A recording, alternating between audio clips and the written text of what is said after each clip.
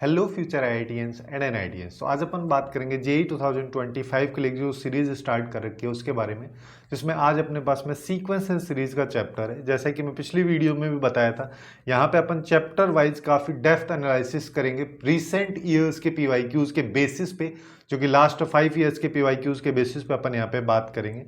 जैसे sequences series की अगर मैं बात करूँ तो इसके जो मेजर टॉपिक्स हैं रिसेंट 5 ईयर्स में, उनको अपन ने 5 टाइप्स में यहाँ पे कैटेगराइज किया है। इस तरीके से जनरली इस 5 साल के पीरियड में क्वेश्चंस पूछे जा रहे हैं। जैसे मान लो कुछ क्वेश्चंस एपी से रिलेटेड आते हैं, कुछ क्वेश्चन जीपी से रिलेटेड भी पूछे जा रहे हैं, कुछ क्वेश्चंस में एपी जीपी के कंसेप्ट को कंबाइंड करके पूछा जा रहा है, कुछ में एएमजीएम वगैरह लगा रखा है या एएमजीएम की वैल्यूज के बेसिस पे क्वेश्चंस वगैरह पूछे जा रहे हैं, कुछ यहाँ पे सीरीज बेस्ड क्वेश्चंस आते हैं, कुछ में काफ़ी अलग टाइप की सीरीज वगैरह का भी यहाँ पे कंसेप्ट देखने को मिला है। जैसे कि जेईई मेंस 2022 की अगर अपन बात करें तो उस तरीके के क्वेश्चन सबको अपन ने यहाँ पे इन्वॉल्व किया है। और स्टार्टिंग में अपन काफ़ी इजी क्वेश्चन से स्टार्ट करेंगे। जैसे कि सबसे पहले अगर टाइप 1 की बात करूँ तो एपी से रिलेटेड जो क्वेश्चंस आते हैं उसमें जैसे पहला टाइप का क्वेश्चन कुछ इस तरीके के क्वेश्चन देखने को मिलते हैं। अब स्टार्टिंग में ऐसा लग सकता है कि थोड़े काफ़ी ज़्यादा आसान से क्वेश्चन यहाँ पे कराए जा रहे हैं, बट यहाँ पे अप्रोच थोड़ा सा ऐसा है कि यहाँ पे स्टार्टिंग में अपन आसान क्वेश्चंस चलेंगे, फिर धीरे धीरे क्वेश्चंस का लेवल को अप करते हुए चलेंगे। जैसे यहाँ पे अगर अपन देखें तो अपने पास में एपी दे रखा है एक सीरीज, और फिर बोला कि अगर इस एपी का सम 114 है तो इस वाली वैल्यू का आउटपुट अपने को बताना है। काफ़ी बेसिक सा क्वेश्चन है, कुछ खास इसमें करना नहीं है। जिसके लिए अपन यहाँ पे क्या कर सकते हैं, जैसे अगर मान लो ये टर्म्स होती हैं A1 A2 से AN तक की, तो अपने को क्या पता है कि हर बार D ऐड होता है, यानी कि A2 की वैल्यू की बात करोगे तो A1 प्लस डी होती है, A3 की बात करोगे तो A2 प्लस डी होती है, जिसको A1 प्लस 2D भी लिख देते हैं। या फिर nth टर्म की बात कर लो तो A plus n minus 1 into D होता है ना। इसी के बेसिस पे अगर मान लो मैं इसका आउटपुट निकालने की कोशिश करूं, उससे पहले मैं क्या करता हूं, यहाँ पे जो टर्म्स गैप में आ रही हैं उनको देख लेते हैं। जैसे 1 से 4 तक जा रहा है, 3 का गैप है, 4 से 7 तक जा रहा है तो भी 3 का गैप है, तो अगला A10 हो जाएगा, ये अगला A13 हो जाएगा। ठीक है, उसके आगे तो 16 है ही, वही खत्म। तो जैसे कि A1 पहली टर्म है, दूसरी टर्म A4 है, A4 का मतलब क्या हो जाएगा A1 प्लस 3D, फिर A7 दे रखा है, A7 का मतलब A1 प्लस 6D हो जाएगा, फिर A10 का मतलब A1 प्लस 9D हो जाएगा, फिर A13 का मतलब यहाँ पे अगर अपन बात करें तो क्या हो जाएगा A1 प्लस 12D हो जाएगा, और लास्ट वाली टर्म 16 वो हो जाएगा A1 प्लस 15D। ये सब का सम 114 है। टोटल नंबर ऑफ टर्म्स अगर अपन यहाँ पे देखें तो 3 ये हैं, 3 वो, 6 है, जिसका मतलब A1 जो है 6 बार आ रहा होगा। अब यहाँ पे D को अगर देखोगे तो D के साथ हर बार में 3 का मल्टीपल है, तो 3D को मैं कॉमन ले सकता हूँ। वैसे चाहो तो उसको ऐड भी कर सकते हो, बट मैं ये वाला अप्रोच लगा दे रहा हूँ। तो एक बार 1 आएगा, एक बार 2 आएगा, एक बार 3 आएगा, एक बार 4 आएगा, 5 आएगा, है ना। तो ये 114 हो गया। अब देखो इसको अपन यहाँ पे क्या कर सकते हैं, ये एक्चुअली में हो जाएगा 6A1 प्लस 5 नेचुरल नंबर्स का सम n इंटू एन प्लस 1, यानी कि 5 इंटू 6/2 यानी कि 15 हो जाएगा। तो 3 इंटू 15 यानी कि 45D अपने पास में आएगा, ये 114 के बराबर, ये अपने पास में वैल्यू आ रही है। अब देखो, अब जो पूछा है थोड़ा उस पर बात कर लेते हैं, है ना। अगर यहाँ पे इसको देखेंगे तो ये तो A1 है, और A6 की बात करोगे तो A1 प्लस 5D हो जाएगा। A11 की अगर अपन बात करेंगे तो अपने पास में क्या हो जाएगा A1 प्लस 10D, और A16 की तो A1 प्लस 15D। इसका आउटपुट बताना है, 4 टर्म्स है तो A1 4 बार आ रहा है, और D की बात करोगे तो 15 और 15 30D हो जाएगा। ठीक है, अब यहाँ पे देखो ये भी 3 से डिविजिबल है, ये भी है और ये भी है, तो इसको मैं अपन क्या लिख सकते हैं, यहाँ पे 3A1 हो जाएगा, ये 15D हो जाएगा। अच्छा 3 से डिविजिबल है तो यहाँ पे 2 आएगा ना, और यहाँ पे करोगे तो 3 और 8 ये आ जाएगा। अब इसी का हेल्प अपने को यहाँ पे लेना है सॉल्व करने के लिए। जैसे 2 को अगर मैं कॉमन लिया तो 2A1 प्लस 15D मेरे पास में आएगा, जिसकी वैल्यू 38 अभी अपन निकाले हैं। तो यहाँ पे 2 इंटू 38 आएगा, जिसका आउटपुट जो है 96 हो जाएगा, यानी कि इस क्वेश्चन का जो करेक्ट आंसर है वो अपने पास में 96 आ जाएगा। सॉरी 96 क्यों आएगा, 76 आएगा। ठीक है, तो यहाँ पे डी ऑप्शन हो जाएगा। ठीक है, 96 नहीं आएगा। अब नेक्स्ट क्वेश्चन पे आ जाओ। नेक्स्ट क्वेश्चन की अगर अपन बात करें, थोड़ा सा लेवल बढ़ते हुए चल रहा है। जैसे यहाँ पे बात करोगे तो जेईई मेंस 2022 का क्वेश्चन है, और यहाँ पे बोला है कि n एक इवन नंबर है। ठीक है, जिसका इसका मतलब क्या होता है, इसका मतलब है कि A1 A2 ये सारी की सारी टर्म an तक है, जहाँ पे n जो है ये एक इवन नंबर है और यहाँ पे इनका कॉमन डिफरेंस, ये सब जो है AP में है, इनका कॉमन डिफरेंस 1 है, मतलब कि A2 माइनस A1 करोगे तो 1 आता है। या फिर ऐसा बोल लो कि A2 जो है A1 प्लस D होता है और D की वैल्यू 1 है, तो ये आता है। फिर इसका आउटपुट दे रखा है। अब देखो इसको सिंप्लीफाई कर लो, ये सबका सम कह रहा है, यानी कि A1 प्लस A2 से AN तक का जो सम है वो 192 अपने को दिया हो। अब इसको सिंप्लीफाई करेंगे तो कैसे करेंगे, देखो यहाँ पे n नेचुरल नंबर्स का, सॉरी नेचुरल नंबर्स नहीं आएगा, n टर्म्स का सम है AP में, जिसका मतलब उसका सम क्या होता है n/2 इंटू 2A1 है ना, फर्स्ट टर्म होती है, प्लस n-1 इंटू D की वैल्यू 1 है, ये 192 आ जाएगा। इसको उधर ले जाओ है ना, इसको अगर मान लो मैं उधर लेके जाऊंगा तो यहाँ पे आएगा ट्वाइस A1 प्लस n-1 और 192 को अगर मैं 2 से मल्टीप्लाई करूंगा तो ये 4 आ जाएगा और ये 38/n। ये अपने पास में एक रिलेशन आ रहा है, सिंस यहाँ पे अपने को n की वैल्यू निकालनी है, जैसे देखो ये रहा, तो एक कंसेप्ट अपन ये वाला लगा सकते हैं, या फिर दूसरा यहाँ पे क्या कर सकते हैं कि जो ये दे रखा है इसको सिंप्लीफाई कर लो। इसको सिंप्लीफाई करने का मतलब यहाँ पे क्या है, ये कहना चाह रहा है कि A2 plus A4 plus A6, इस तरीके से सारी टर्म्स का सम जो है AN है, लास्ट वाली टर्म AN/2 नहीं रहेगा, क्योंकि यहाँ पे 2i है, i की जगह n/2 रखोगे तो AN ही हो जाना है, और इसका सम जो है 120 है। अब एक चीज देखो कि जब अपन यहाँ पे A1 A2 इस तरीके से चल रहे हैं AN तक है ना, इसको 4 टर्म्स में लिख दे रहा हूं, A3 हो जाएगा A4। जब A1 से A2 पे जा रहे हैं तो कॉमन डिफरेंस 1 है ना, लेकिन अब मैं बोलता हूं मेरे यहां से यहां जाना है, यहां से यहां अगर जाना है तो यहां से यहां का एक कॉमन डिफरेंस ये, एक ये, तो यानी कि 2 है यहाँ पे कॉमन डिफरेंस हर बार। अब यहां से 5 पे जाओगे, A5 पे तो 1 हो जाएगा, लेकिन A6 पे जाओगे तो 2 हो जाएगा।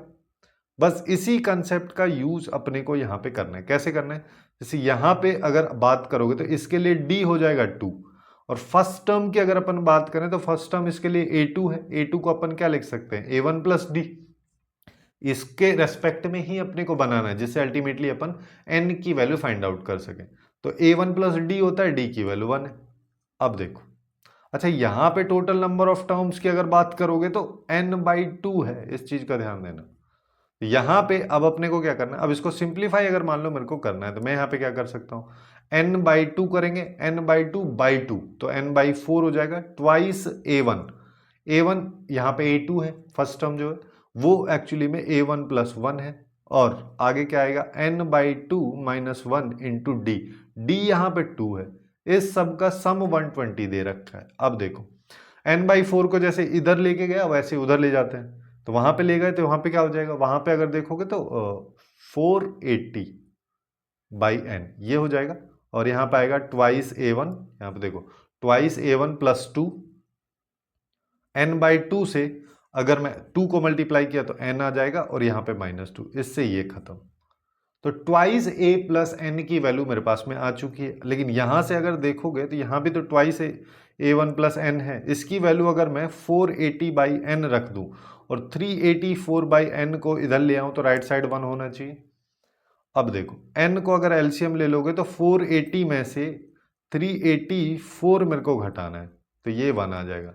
तो यहाँ पे आएगा n इक्वल टू, सीधा सीधा क्रॉस मल्टीप्लाई कर लो कैसे भी कर लो तो ये 6 आ जाएगा 96, यहाँ पे आएगा 96, ठीक। तो यहाँ पे 96 इस क्वेश्चन का करेक्ट आंसर हो जाएगा। अब ऐसे ही नेक्स्ट क्वेश्चन की तरफ चलते हैं। नेक्स्ट क्वेश्चन में अपने को यहाँ पे देखो, ये भी एपी का ही क्वेश्चन है जो कि रिसेंटली जेईई मेंस 2024 में अप्रैल सेशन में पूछा गया था। यहाँ पे अगर अपन देखें तो अपने पास में क्या बोले कि अपने पास 3 टर्म्स दे रखी हैं और तीनों टर्म्स एपी में है। एपी में अगर है कोई 3 टर्म्स तो अपने पास सीधा सा कंसेप्ट क्या दिमाग में आता है, twice B is equal to A plus C, या फिर ऐसा बोल लो कि B is equal to A plus C by 2 होता है। बात एक ही। अब ये मिडिल टर्म है यानी कि बी वाली टर्म है, तो इसको 2 से मल्टीप्लाई करेंगे तो ये के आएगा। अब ये किसके बराबर है, ये एक्चुअली में दोनों इस वाली टर्म और इस वाली टर्म के सम के बराबर है। तो देखो इसको मैं लिखने का तरीका बता रहा हूं, इसको अपन ऐसे भी लिख सकते हैं कि 4 इंटू 4 की पावर x लिखा, पावर ऐड हो जाएंगी है ना। फिर ऐसे ही जो ये दूसरे वाला लिखा है इसको 4 इंटू 4 की पावर माइनस एक्स लिख सकता हूं। जब 4 इंटू 4 की पावर माइनस एक्स मान लो मैं यहां पे लिखूंगा तो ये डिवाइड हो जाएगा इधर, और फिर ऐसे ही ये 16 की पावर एक्स हो जाएगा, ये 1/16 की पावर एक्स हो जाएगा। इसको थोड़ा सा सिंप्लीफाई अपन ऐसे कर सकते हैं कि 4 को मैं यहाँ पे कॉमन ले लेता हूँ, तो 4 की पावर एक्स अपॉन 1 की 1 अपॉन ये, फिर सिमिलरली यहाँ पे आ जाए। अब देखो, अब अगर यहाँ पे ऐसा हो रहा है तो अपन यहाँ पे क्या कर सकते हैं, एक कंसेप्ट आपको पता होना चाहिए कि x प्लस 1/x की अगर मैं जब भी बात करता हूँ तो ये हमेशा ग्रेटर देन इक्वल टू 2 होता है। अब फिर चाहे x की जगह कुछ भी रहे, अल्फा, इस x को ना अल्फा बोल दो, अदरवाइज फिर तुम बोलोगे कि 4 की पावर वाला x जो है वो यहाँ पे आ गया 1 अपॉन ये वाला, ठीक है, कुछ भी है।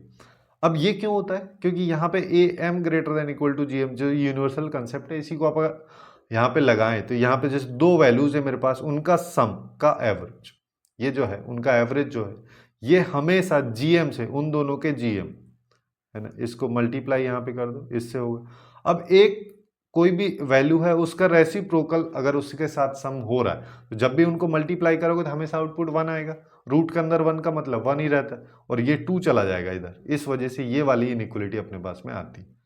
अब अगर ऐसा है तो अपने को बोला है के की मेरे को मिनिमम वैल्यू बतानी है, इसकी मिनिमम वैल्यू तभी होगी जब ये वाला पोर्शन भी मिनिमम हो। अब ये वाला पोर्शन मिनिमम मतलब ये मिनिमम, अब उसके साथ साथ ये भी मिनिमम, तो इसकी मिनिमम वैल्यू ये हमेशा ग्रेटर देन इक्वल टू 2 होगा, ये भी हमेशा ग्रेटर देन इक्वल टू 2 होगा, तो इसकी मिनिमम वैल्यू 2 हो जाएगी, तो यहाँ पे आएगा 4 इंटू इसकी मिनिमम वैल्यू 2 प्लस 2, तो ये हो जाएगा 10, और यहाँ पे इस क्वेश्चन का जो करेक्ट आंसर है वो निकल के आएगा 10, यानी कि के की जो मिनिमम वैल्यू है 10 हो जाएगी।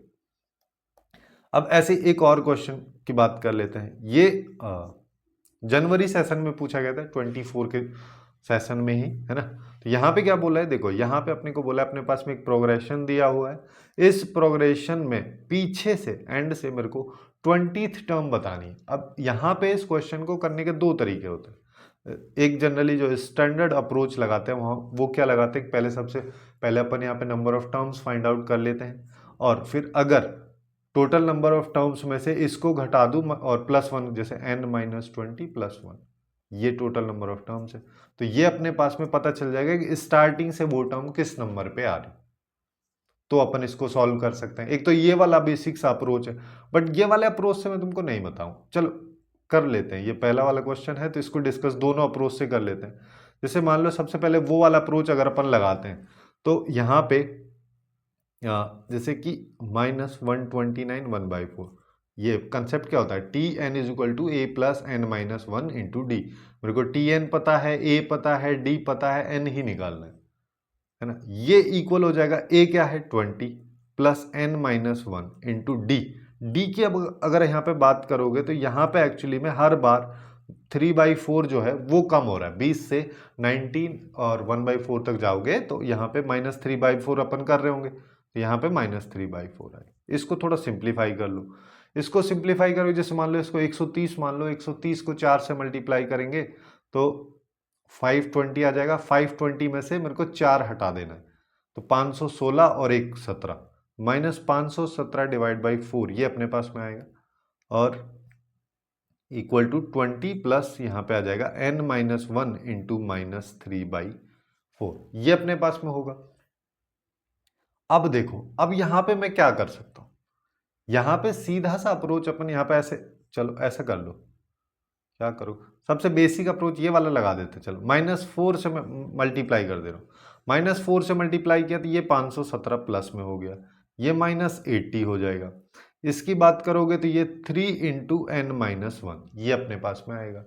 अब देखो तो यहाँ से क्या आ रहा है, यहाँ से मेरे पास में आ रहा है 3n-3 -80, यानी कि 83 आएगा, उस 83 को उधर ले जाओ, है ना। इधर अगर अपन इसको ले गए तो ये हो गया 600, ठीक है, ये 600 हो गए तो n की वैल्यू 200 हो गई। n की वैल्यू अगर मान लो अपने पास में 200 हो जाती है तो अपने को क्या करना है, अपने को केवल यहाँ पे अब n मिल गया है तो 200 -20 + 1, यानी कि 181th टर्म मेरे को बतानी है। 181th टर्म बताने के लिए अपन यहाँ पे T181th टर्म जो है ये क्या हो जाएगी, ये हो जाएगी a + 180 1 - 1 यानी कि 180 इंटू d -3/4, इसको सॉल्व करना है। इसको सॉल्व करोगे तो देखो यहाँ पे क्या आएगा, 4 से इसको निपटा देते हैं, 45 है ना, तो 20 माइनस साइन आएगा, माइनस 3 × 45 करना है, तो ये हो जाएगा 113, तो यहाँ पे 115 बचे, ये इसका आंसर हो जाएगा। अब इसी को दूसरे अप्रोच से कैसे कर सकते हैं, जैसे मान लो ये क्या कह रहा है, ये हमारे पास में प्रोग्रेशन, ठीक है, इसको मेथड 2 देखो, काफी इंटरेस्टिंग सा है। यहाँ पे अगर मान लो ये प्रोग्रेशन इस तरीके से लिखा है तो पीछे से मेरे को सेकंड बतानी, मैं इस प्रोग्रेशन को ही उल्टा कर देता हूं, मतलब मेरे पास में ये आएगा, यहां से स्टार्ट हो रहा होगा, है ना, और लास्ट टर्म ये आएगी। अब देखो अगर मैं इस तरीके से जा रहा हूं, है ना, अगर मान लो मैं इस डायरेक्शन में जा रहा हूं तो यहां पे कॉमन डिफरेंस -3/4 है, लेकिन अगर मैं इस डायरेक्शन में बात करूंगा तो वो +3/4 हो जाएगा, है ना, तो इसके लिए कॉमन डिफरेंस 3/4 हो जाएगा। मेरे को निकालना है 20th टर्म, तो T20 क्या हो जाएगा, ए अभी अपने पास में ये है, ये वाली वैल्यू, ये कितनी थी अभी पिछली बार, अभी तो निकाला अपन, -517/4 ये आ गया, प्लस n-1 19 इंटू डी की बात करोगे तो ये आ जाएगा। तो देखो 4 एलसीएम ले लो, -517 प्लस यहां पे बात करोगे तो ये कितना आ जाएगा, ये आ जाएगा 57 आ जाएगा, है ना, 517, ठीक। अब यहां पे देखेंगे तो ये क्या, 0 6 4 ये आएगा, तो 115 माइनस का, खत्म। इस तरीके से काफी आसानी से इस क्वेश्चन को सॉल्व किया जा सकता है। अब नेक्स्ट क्वेश्चन के बारे में बात करते हैं। अब देखो धीरे धीरे अपन काफी अलग लेवल पे चलते हुए जा रहे हैं। अब अपने पास में यहाँ पे ग्रेटेस्ट इंटीजर फंक्शन का यूज किया है। ये ग्रेटेस्ट इंटीजर फंक्शन हर बार इसने यूज कर रखा है, 1 से स्टार्ट हो रहा है 120 तक। अब ग्रेटेस्ट इंटीजर फंक्शन के बारे में अपने को बेसिक इंफॉर्मेशन पता होना चाहिए, उसी इंफॉर्मेशन का अपन यहाँ पे यूज करेंगे। जैसे कि जब इस ग्रेटेस्ट इंटीजर फंक्शन के अंदर अपने को इंटीजर मिलेगा तो इसका आउटपुट इंटीजर रहेगा, जैसे कि 1 से, जब x 1 से 2 के बीच में होता है तो आउटपुट हमेशा 1 आता है, फिर चाहे बीच में कुछ भी हो। और जब 2 से 3 के बीच रहता है तो आउटपुट हमेशा 2 आता है। ये वाला बेसिक सा इंफॉर्मेशन। अब देखो 1 का तो 1 है। अब यहां पे देखो ये जो है √2 की बात करोगे 1.414 है, जिसका मतलब 1 पॉइंट समथिंग है, उसका ग्रेटेस्ट इंटीजर फंक्शन हमेशा 1 आएगा, इसका भी 1 आएगा। अब 1 कब नहीं आएगा, अगले वाला देखो यहां पे आएगा √4।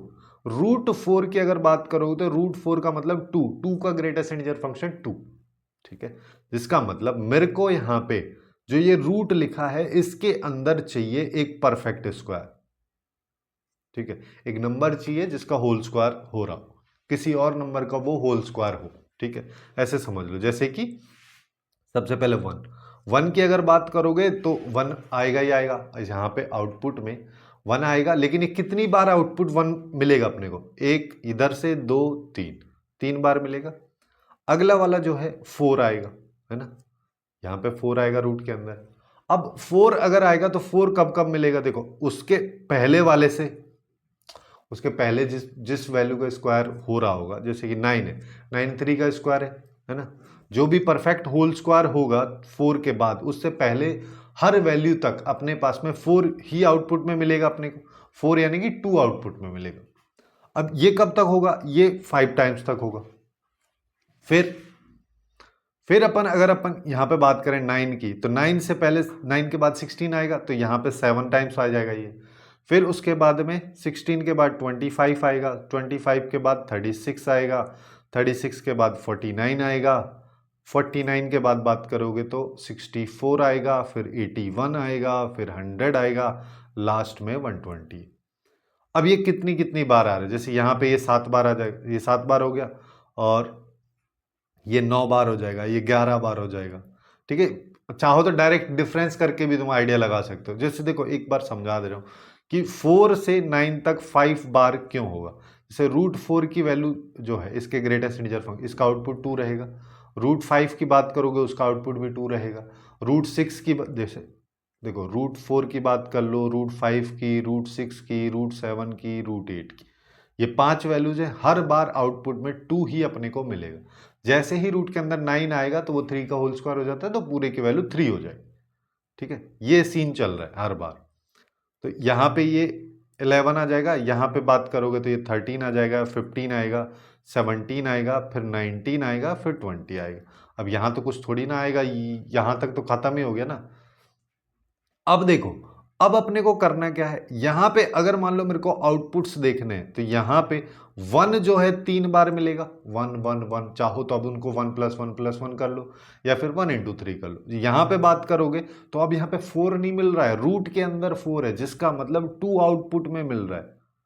सिमिलरली यहां पे बात करोगे तो यहां पे 3 आउटपुट में मिल रहा है, यहां पे 4 आउटपुट में मिलेगा। यहां पे बात करोगे तो यहां पे 5 आउटपुट में मिलेगा, यहां पे बात करोगे तो 6 आउटपुट में मिलेगा, यहां पे बात करोगे तो 7 आउटपुट में मिलेगा, यहां पे बात करोगे तो 8 आउटपुट में मिलेगा। 8 की बात अपन यहां पे कर रहे हैं, 8 × 17, ठीक है। और यहां पे बात करोगे तो 11 मिलेगा 19 के साथ, यहां पे बात करोगे तो 20 मिलेगा 41 के साथ। नहीं नहीं नहीं, ये तो कुछ और ही होगा, 10 मिलेगा, 10 मिलेगा 21 के साथ, ये अपने पास में आएगा। अच्छा एक सेकंड ना, 20 ये 21 हो जाएगा,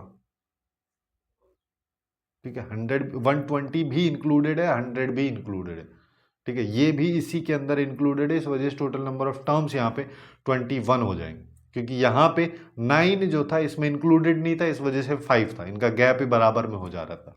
बट यहाँ पे 120 जो है वो भी इंक्लूडेड है, इसका आउटपुट भी 10 ही अपने को मिलने वाला। अब चाहो तो इन सबको मल्टीप्लाई करके सम कर लो, वो तो बेसिक सब तरीका है, लेकिन अपन इसको क्या कर सकते हैं, ये अपने पास में क्या बन रहा है ये भी अपन यहाँ पे देख सकते हैं। ये अगर देखें तो जैसे देखो हर बार क्या हो रहा है, 1 × 3, एक नंबर है उसके, देखो अगर इसको मैं चाहूं तो ऐसा लिख सकता हूं, 1 लिखा तो 1 × 2, 1 × 3 हो गया, 2 रखो आर की जगह, 2 रखा तो 2 × 2 4 और 5 हो जाएगा, है ना। इस तरीके से उसके आगे वाला 2 नंबर आगे वाला 2r+1 वाला है, 2 नंबर आगे वाला नहीं है, ठीक है। तो यहां पे अपने पास में क्या आ जाएगा, सम अपने को निकालना है r × 2r+1 का, और कब, जब r की वैल्यू 1 है, 1 से कहां तक जा रही है, 10 तक, क्योंकि 10 तक में ये वाला आउटपुट अपने पास में काउंट हो जा रहा है, ठीक है, जो कि लास्ट वाला है।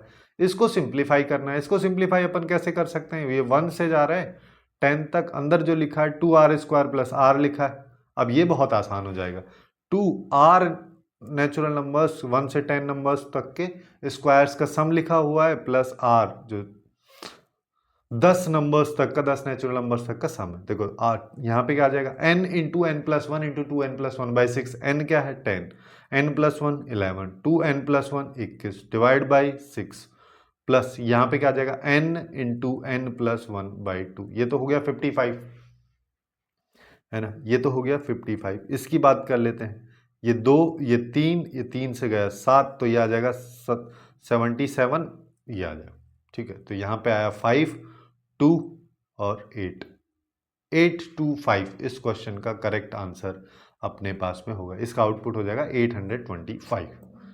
अब नेक्स्ट क्वेश्चन की बात करते हैं, जो भी अपने पास में यहाँ पे ग्रेटेस्ट इंटीजर फंक्शन से रिलेटेड है। अब देखो इसके बारे में अपने को यहाँ पे क्या दिया है कि यहाँ पे -1/3 दिया है, जिसका मतलब -0.3333 इस तरीके से चलता जाएगा। इसकी वैल्यू की बात करोगे तो ये एक्चुअली में -0 समथिंग लिखा है, जिसका मतलब इसका आउटपुट ग्रेटेस्ट इंटीजर फंक्शन का हमेशा -1 आ गया।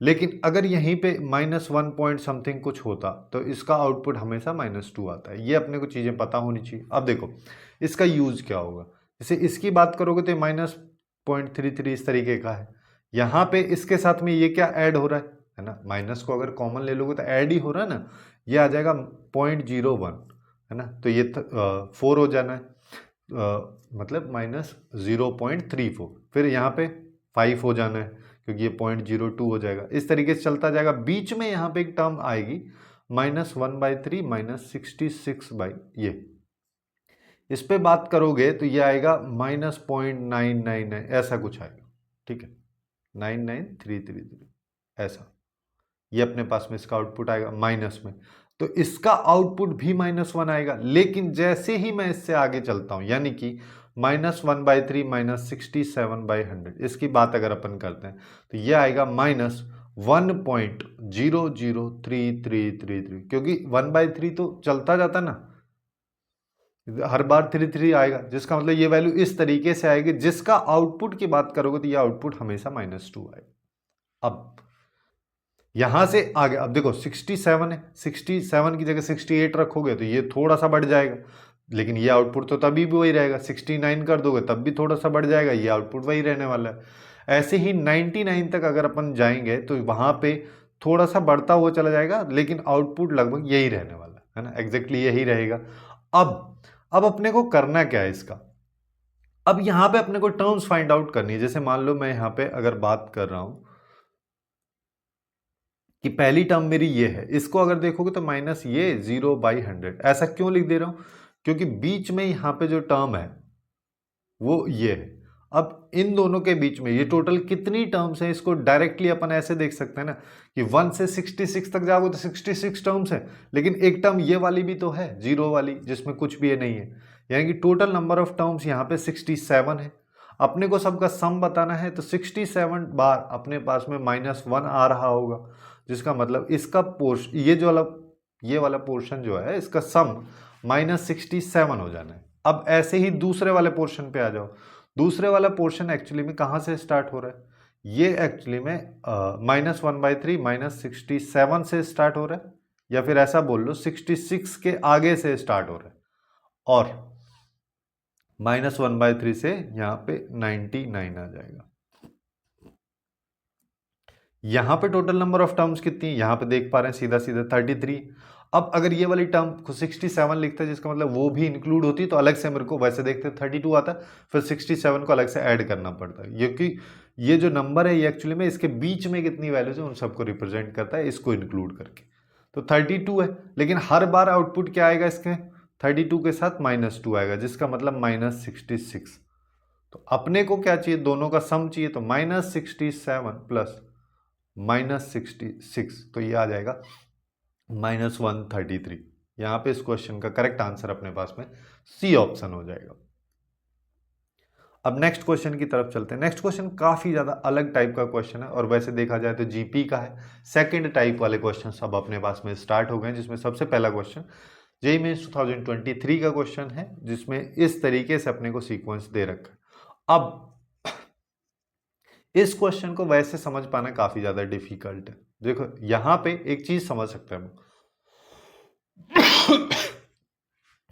कि ये अगर मान लो कोई वैल्यू है, इसको मैं मान लो a बोल दूं, इसको b बोल दूं, तो ये एक्चुअली में a-b लिखा है।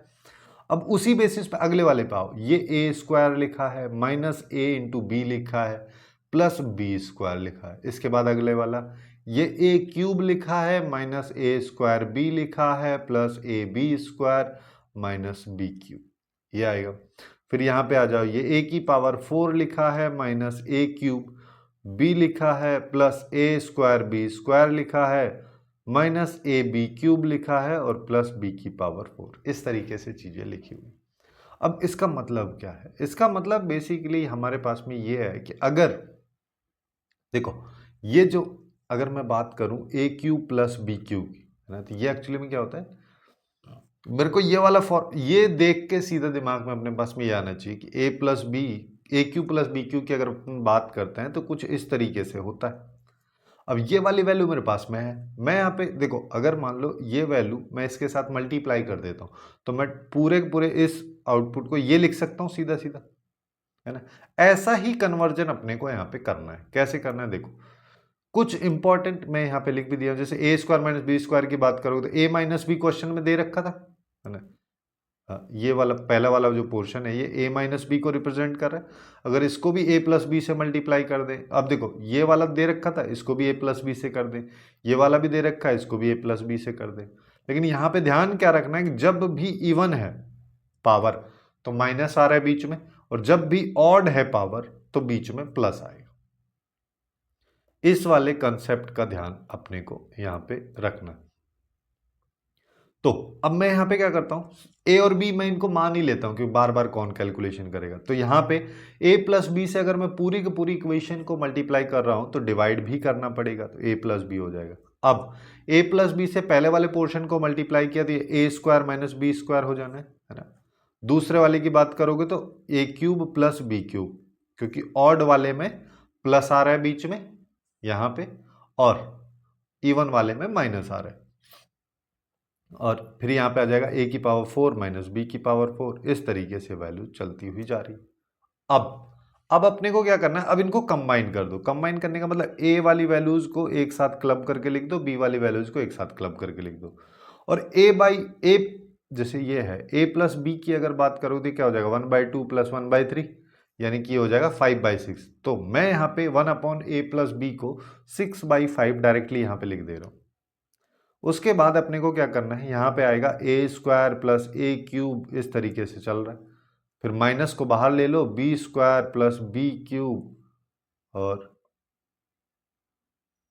हाँ देखो एक बार माइनस यहाँ पे आएगा। अगर मान लो मैं माइनस को, ठीक है, माइनस को अगर मान लो मैं यहाँ पे बाहर ले लेता हूं तो यहाँ पे माइनस आएगा, ये प्लस हो जाना है, फिर अगले वाली वैल्यू माइनस आएगी। ये अपने पास में आ रहा है। अब इसी को सिंप्लीफाई करना है। जैसे अगर मान लो पहले वाले पोर्शन की बात करोगे तो ये इन्फिनिटी तक जा रहा है, तो ये आ जाएगा a/1 माइनस आर। ठीक, ये अपने पास में आएगा। सिमिलरली यहाँ पे बात करोगे तो a/ये 1 माइनस आर हो जाना है, और यहाँ पे आर क्या है, माइनस बी। ठीक है, तो ये एक्चुअली में b²/1 प्लस बी, ये अपने पास में इसका आउटपुट हो जाएगा। अब देखो, अब इनके अलग अलग वैल्यू चाहो तो अपन निकाल भी सकते हैं। जैसे यहाँ पे अगर मान लो मैं बात करूँ 6/5 तो मेरे पास बाहर था, अंदर वाली वैल्यू की बात करूँ a² a की वैल्यू 1/2 है तो a² 1/4 हो जाएगा, और 1 माइनस 1/2। ठीक है, 1 माइनस आर मेरे को करना है तो 1/2 हो जाएगा। फिर माइनस साइन लगा है, फिर b² है यानी कि 1/9 हो जाएगा। 1 प्लस बी की बात करोगे तो 1/3, ये अपने पास में आ रहा है। ठीक है, अब बस बैठ के इसी को सिंप्लीफाई करना है। जैसे 6/5 यहाँ पे आ जाएगा, 1/4 इंटू 2 पर चला जाएगा तो ये आएगा 1/4 इंटू 2 यानी कि 1/2 माइनस ये 1/9 आ गया, और यहाँ पे देखोगे तो 3 आ जाएगा, ये 4 आ जाएगा, ये 3 हो जाएगा। तो यानी कि अपने पास में आएगा 6/5 1/2 माइनस 1/12। 12 एलसीएम ले लो तो 6/5 आ जाएगा, 12 एलसीएम आ गया, 6 माइनस 1 किया तो 5 आया, 5 से 5 का ये आ गया 1/2। 1/2 अगर अपने पास में वैल्यू आ रही है तो इसकी वैल्यू आ रही है। अल्फा बाई बीटा अगर 1/2 है तो अल्फा 1 हो गया, यानी कि इसकी वैल्यू अगर मान लो मैं निकालना चाहता हूं तो ये हो जाएगा 1 प्लस 3 इंटू 2 यानी कि 7 इस क्वेश्चन का अपने पास में करेक्ट आंसर निकल के आ जाएगा। अब नेक्स्ट क्वेश्चन की तरफ चलते हैं। नेक्स्ट क्वेश्चन भी जीपी से रिलेटेड है ना, ये भी काफी अच्छा क्वेश्चन है। यहाँ पे भी ग्रेटेस्ट इंटीजर फंक्शन का ही यूज कर रखा है। यहाँ पे अपने को क्या बोला है कि अपने पास में एक जीपी है, जीपी की 3 टर्म्स हैं, वो तीनों टर्म कांस्टेंट नहीं है।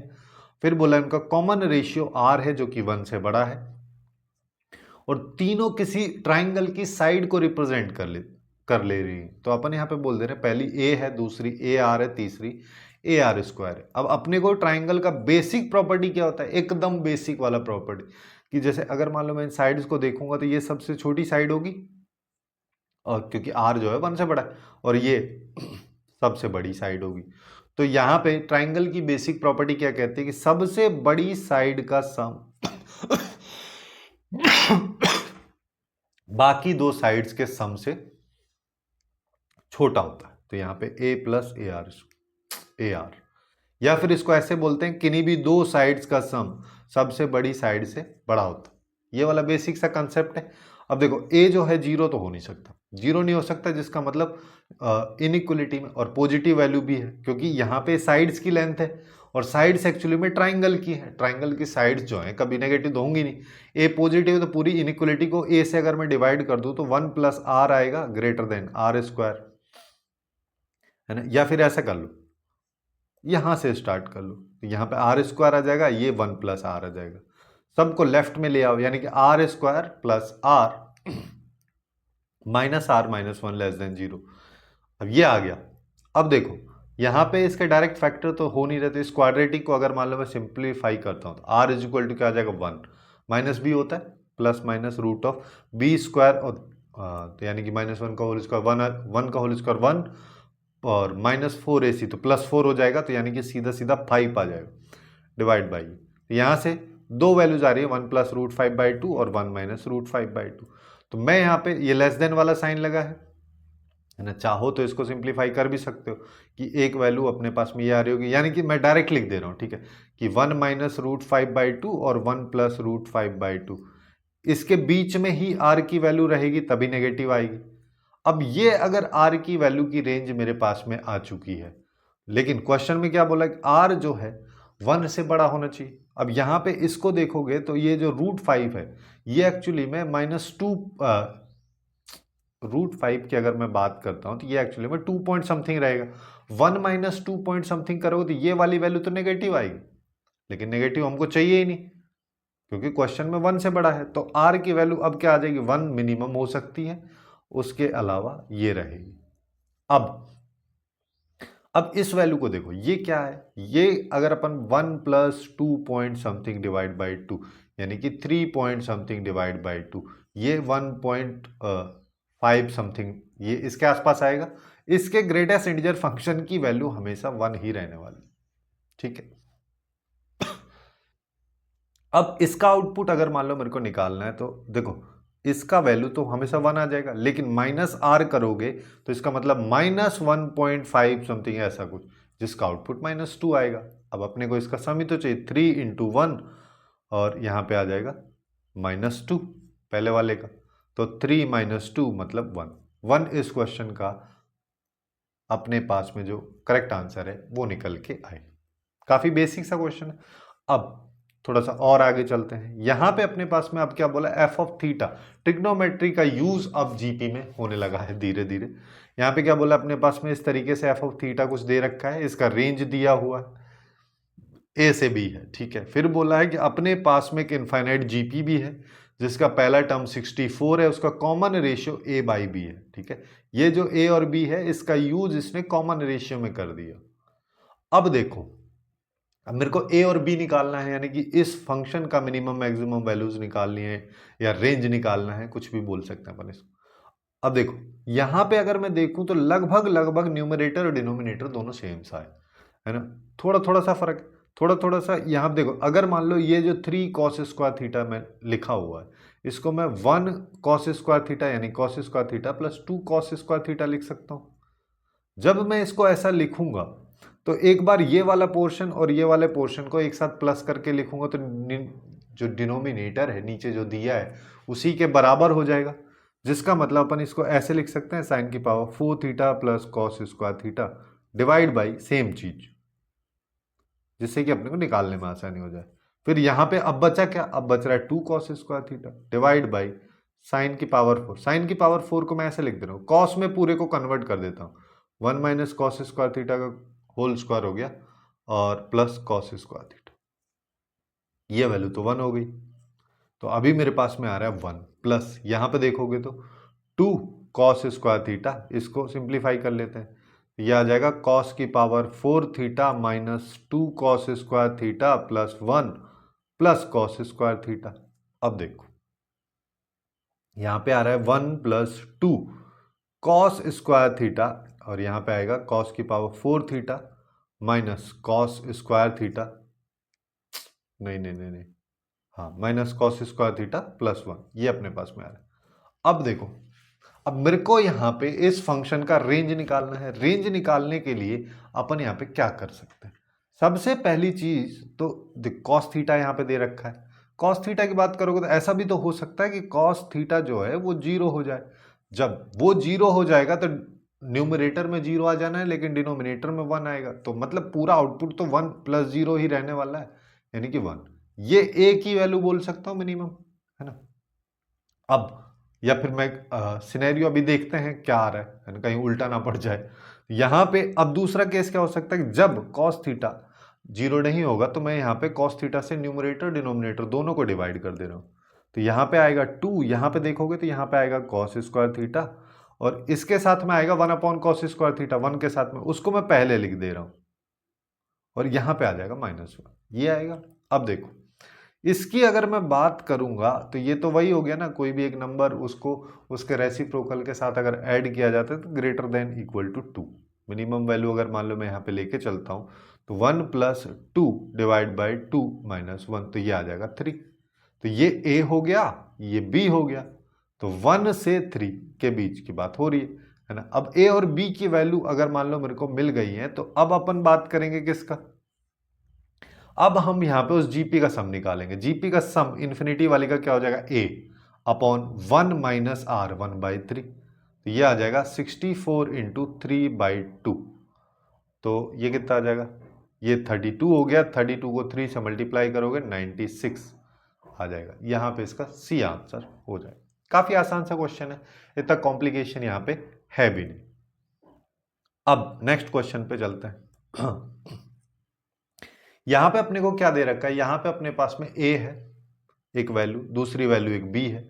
ए और बी का आउटपुट अपने को बताना, ए और बी का रेशियो अपने को बताना है, जिसको निकालने के लिए बेसिकली ए और बी की वैल्यू मेरे को निकालनी पड़ेगी। एक चीज अगर मैं देखूं तो ये वैल्यू और ये वैल्यू दोनों सेम है, केवल यहाँ पे इसका फर्क, जिसका मतलब अगर मैं ए को निकाल लूंगा तो काफी आसान रहेगा मेरे लिए बी को निकालना। कैसे, देखो सबसे पहले हम बात करते हैं ए के बारे में।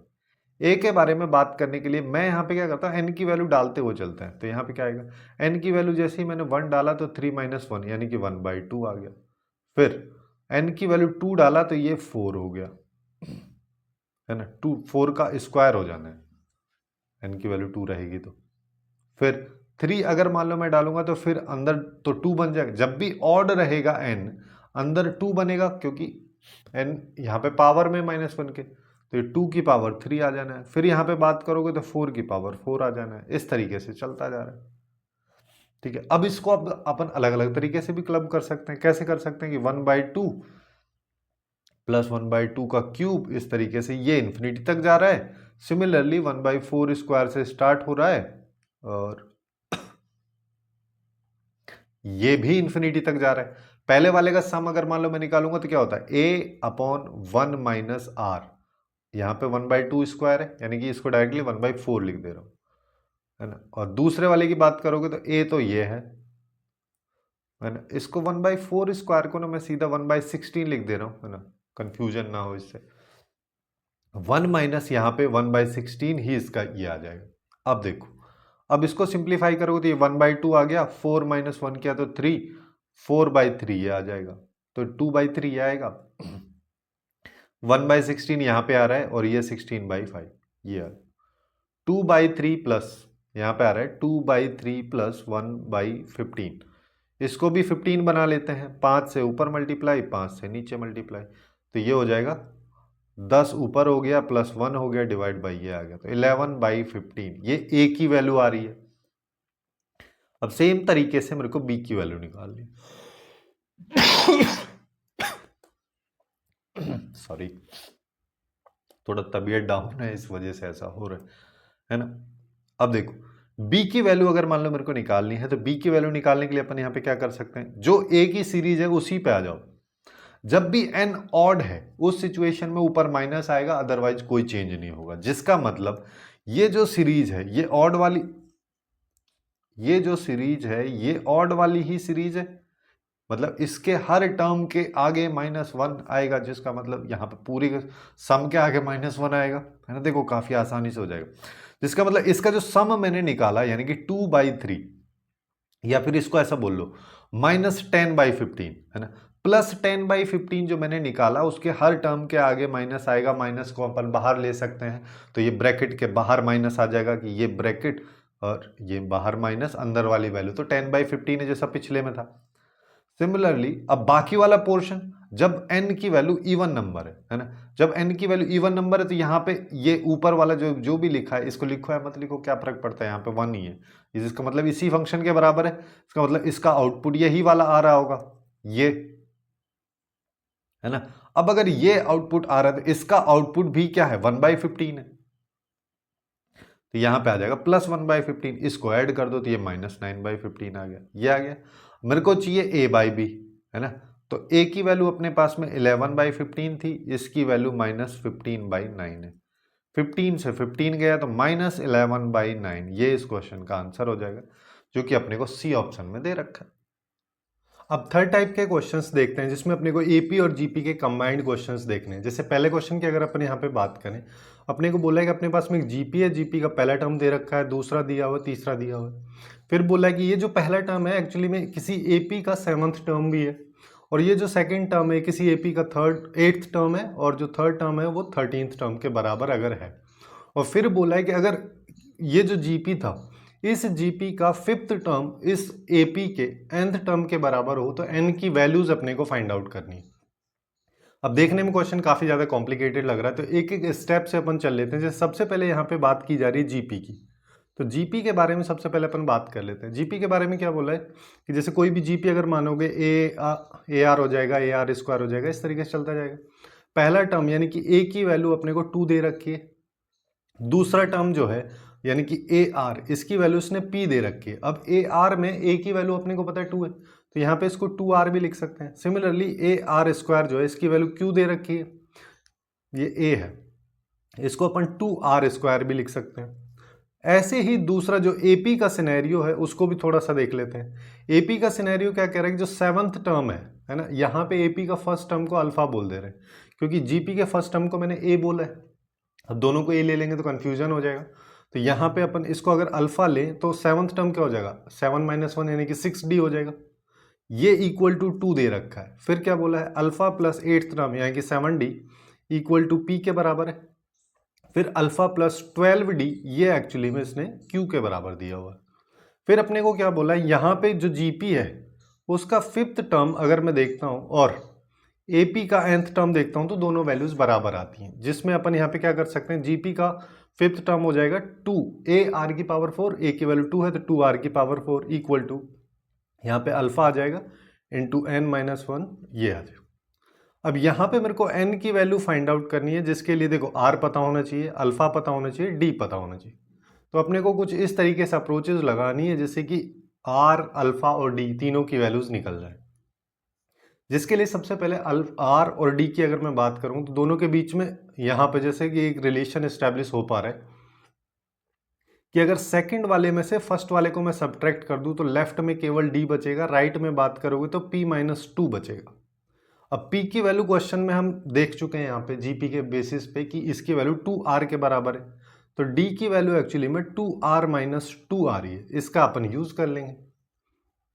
और अपन कुछ कर सकते हैं यहाँ पे, और तो यहाँ पे अभी कुछ नहीं हो पा रहा है। अब देखो, अब जो ये कंसेप्ट इसने दे रखा है इसी के बेसिस पे अपन बात करते हैं। जैसे यहाँ पे जो भी वैल्यूज इसने दी हुई है, जैसे d का वैल्यू अपने पास में आ चुका है, r का वैल्यू अगर मान लो मेरे को निकालना रहेगा तो मैं यहाँ पे क्या करूँगा कि यहाँ पे हम कर देते हैं कि अल्फा जो है वो एक्चुअली में यहाँ से 2 - 6d के बराबर है, 2 - 6d के बराबर है, 2 - 6 इंटू डी।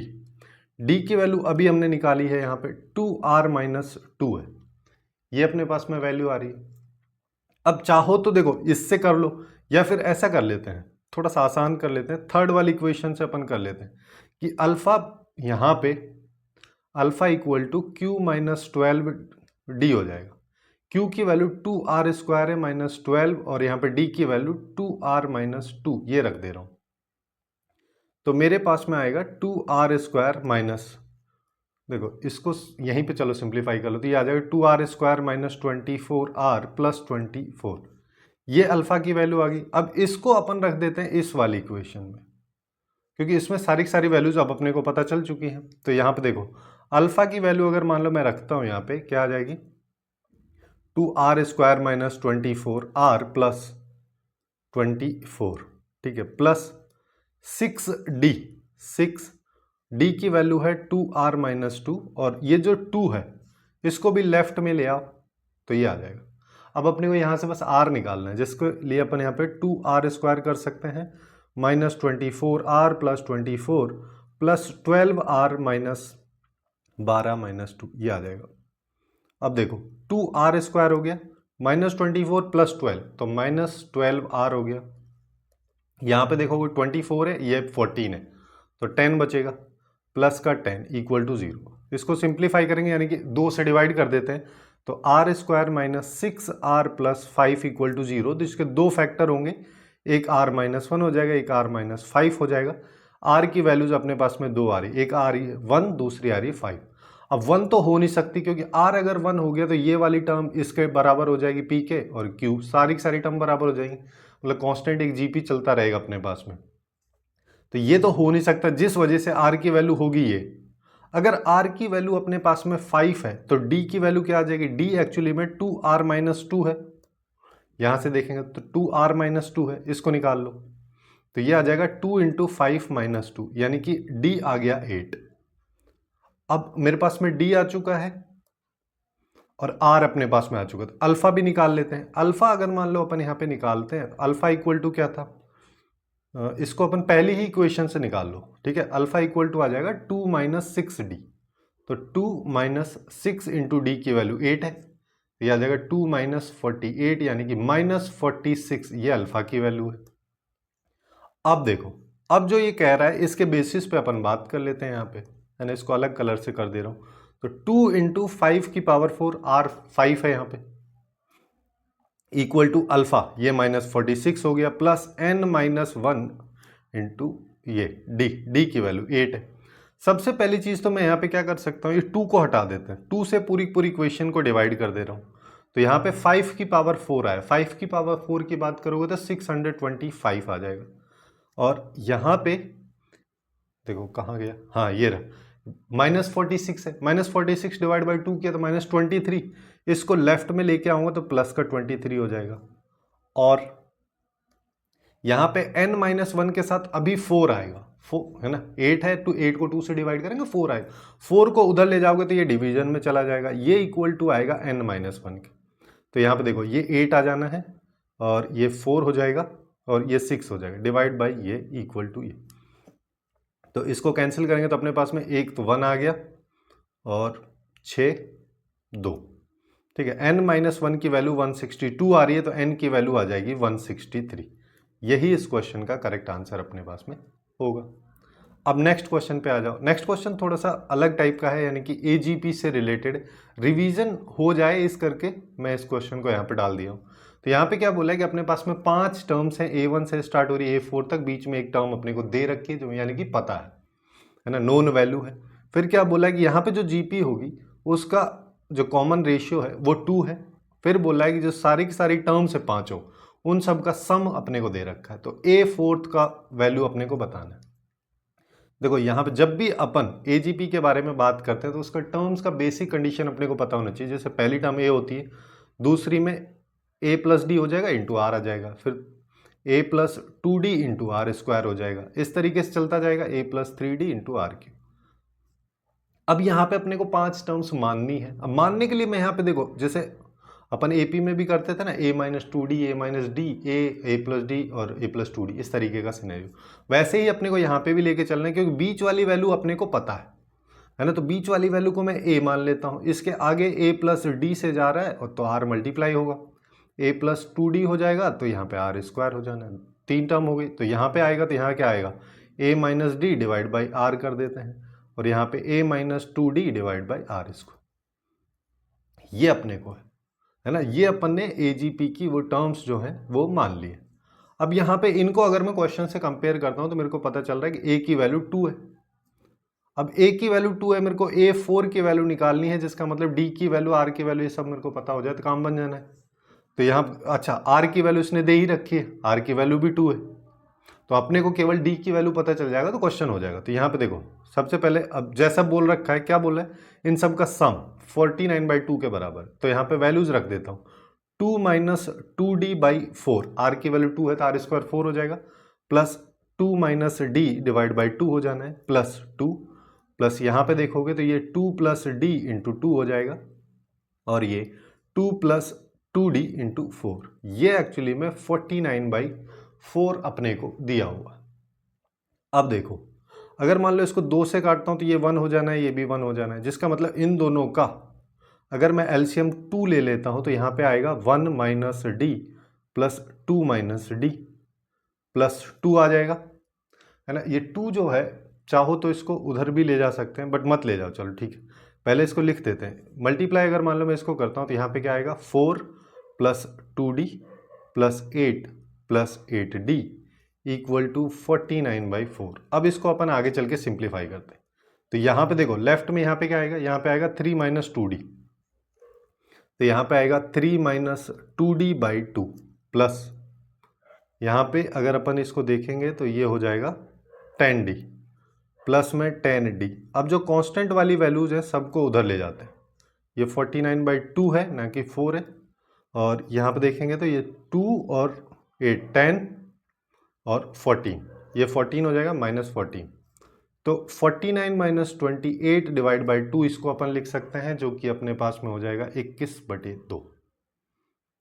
ये इधर आ रहा है। अब इधर चलते हैं, लेफ्ट वाले पोर्शन में एलसीएम अगर 2 लेंगे तो 3 - 2d + 20d इक्वल टू 21/2। 2 से 2 को निपटा दो तो यहाँ पे आएगा 3 - 18d इज इक्वल टू 21, यानी कि 18d इज इक्वल टू 3 - 21 यानी कि -18, और d की वैल्यू आ गई -1।